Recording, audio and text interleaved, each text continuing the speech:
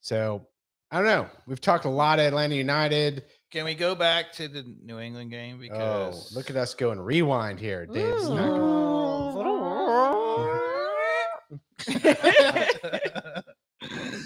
obviously, first of all, what do you think of us giving the horrible Guzan giveaway in the first, whatever it was, 22 seconds? Well, first off, I mean, first and foremost, a huge error by Brad Guzan.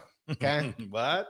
Are you sure? Period. The end. Right. So that's all that is. Yep. But, you know, and I saw a post interview with Pineda. He's like, I take all that on me because that's how he trains the team. He's like, he demands that they play it out of the back and try to break the lines, even under ridiculous pressure. That is one of those situations when I think it was Miles who plays a difficult ball at the very beginning of a game.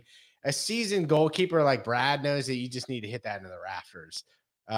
Certainly not try to break it up the middle against the other opposition's best player who just snakes it quite easily because he's already read the tape and knows first and foremost that we try to break through the center all the time, regardless whether it's Westberg, Diop, or Brad Guzan.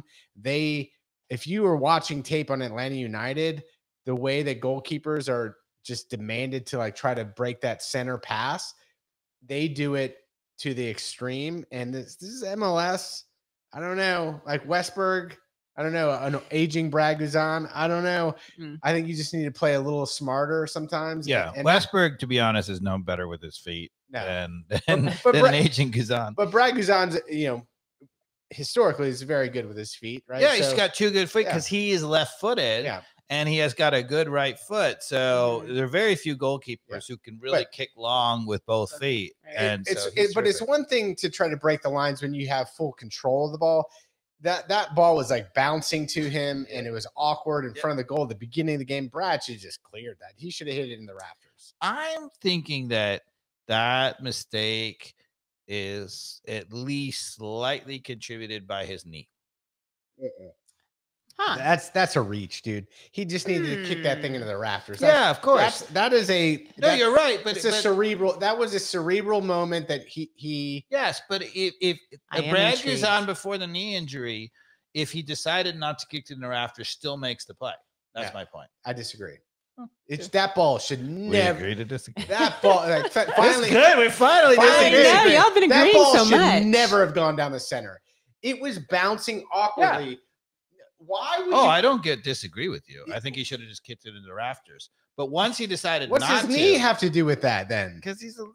If he had a good knee, you're saying he needed to execute. I know there was a guy. A young Guzan makes that play. There was a designated player that was right in front of him that was alert and ready for it because he's read the tape and knows that the Atlanta United goalkeepers always try to go through the center there. The reason why I've said this is recently, good knee or bad knee, after he's come back from the knee, a number of times. He's, when he's been, manipulating the ball, he takes a little extra second, and he gets himself a couple of times. He's gotten himself almost into trouble. And I've said, I think it's the knee. Yeah, I don't know. Or maybe he's just not young anymore. That looks to me like how I looked the last season when I was playing. He's not young anymore. His brain and feet aren't working together like mine anymore. Me. Yeah, and my knees were crap too. Not his knee though. That is the wavelength down to the dysfunctional knee and so yeah, it's part of it. But all right. So I want to give credit to Twellman, right? Because Taylor Twellman on the commentator on the broadcast. Right. So he was talking about New England, and he was talking about the goal that we gave up, right? Mm-hmm. And how they came across and played it out wide. And they said that, he delivered a beautiful cross to the back post, which was unable to be defended. And he said that's what Atlanta United cannot do because they insist on playing inverted wingers. And he actually said inverted wingers. He said inverted wingers. Okay. That was right before he said that Etienne is also an inverted winger, which I was like, oh.